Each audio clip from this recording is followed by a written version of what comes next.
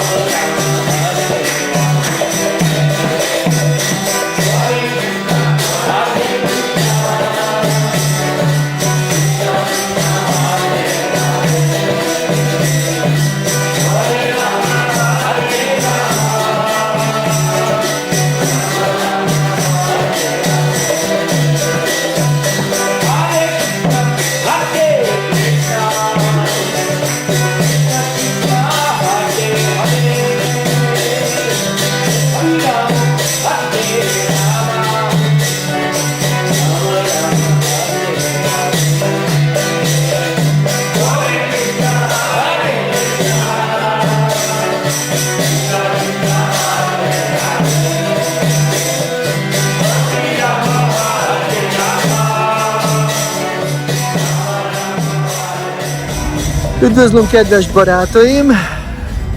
Itt vagyunk 3 napig Szegeden, nagyon jó programok voltak. Voltunk Arborétumban, Fűvízkertben, és ott is tartottunk nagyon jó program Árnyékba.